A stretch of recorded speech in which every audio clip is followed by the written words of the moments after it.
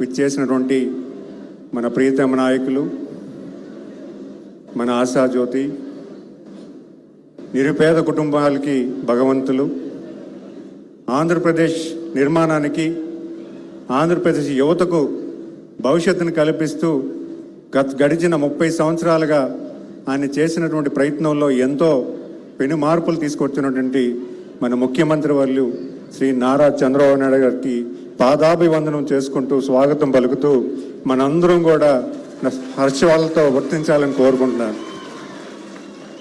మరి అలాగే మన విజయనగరం జిల్లా ఇన్ఛార్జ్ మంత్రివర్యులు అనితి గారికి, పార్లమెంటరీ సభ్యులు కలిసే టప్పలరెడ్డి గారికి, మరి అలాగే జిల్లా కలెక్టర్ రామ్ సుబ్బారెడ్డి గారికి, ఇతర పెద్దలకు, ప్రజాప్రతినిధులకు, దత్తిరాజారు గ్రామస్తులకు, అలాగే పత్రికా మిత్రులకు అందరికీ కూడా పేరు పేరున నమస్కారాలు తెలియజేసుకుంటున్నాను.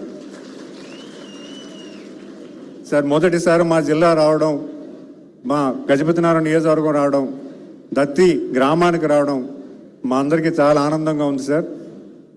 చెప్పాలి, ఎందుకంటే 3 రోజులు ఎప్పుడైతే మీరు వస్తున్నారని తెలిసిందో ఇక్కడ ఉన్నటువంటి 10 గ్రామాలు గడిచిన 3 రోజుల్లో ప్రతిరోజు దత్తి గ్రామానికి వచ్చి మీరు ఎప్పుడు వస్తారని 1000 కళ్ళతో వేచి చూస్తున్నారు సార్. వాళ్ళందరూ కూడా ఆనందం ఎంతంతా లేదు. మిమ్మల్ని చూడాలని, మిమ్మల్ని కళ్ళారా చూడాలని ఎంతో తమిళిస్తున్నటువంటి వాళ్ళందరి తరఫున నేను మీకు ధన్యవాదాలు తెలియజేసుకున్నాను సార్. పేదల సేవలో ప్రతి నెల 1వ తారీఖున ఏదో ఒక నియోజకవర్గం, ఏదో గ్రామం వెళ్ళి ప్రజలందరినీ ఉద్దేశించి మాట్లాడుతున్నారంటే అది చిన్న విషయం కాదు.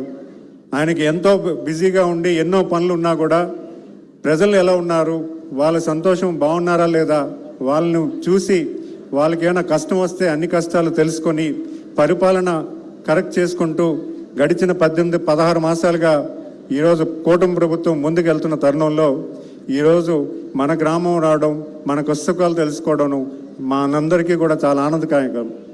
మరి అలాగే ఈ జిల్లాకి సంబంధించి ఎప్పుడూ కూడా గౌరవ ముఖ్యమంత్రి గారు అన్ని రకాల సహకారాలు అందిస్తున్నారు.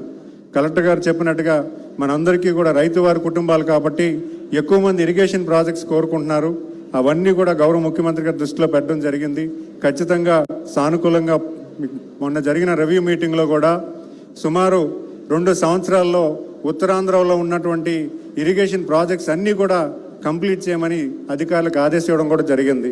మనం ఎప్పటి నుంచో ఎదురు చూస్తున్నటువంటి తోటపల్లి రిజర్వాయర్ రైట్ కెనాల్ కానీ, గజపతినగరం కెనాల్ కానీ, తారకరామ తీర్థసాగరం కానీ, అలాగే నేను ఇప్పుడే సార్ దృష్టిలో కూడా ఇక్కడ ఉన్నటువంటి ఈ మండలానికి సంబంధించి ఈ మండలంలో ఉన్నటువంటి ప్రజానికం కోరుకున్నటువంటి ఎప్పటి నుంచో 100 సంవత్సరాల నుంచి కోరుకున్నటువంటి ప్రాజెక్టు సారవగడ్డ ప్రాజెక్టు విషయం కూడా గౌరవ ముఖ్యమంత్రి గారి దృష్టిలో పెట్టడం జరిగింది.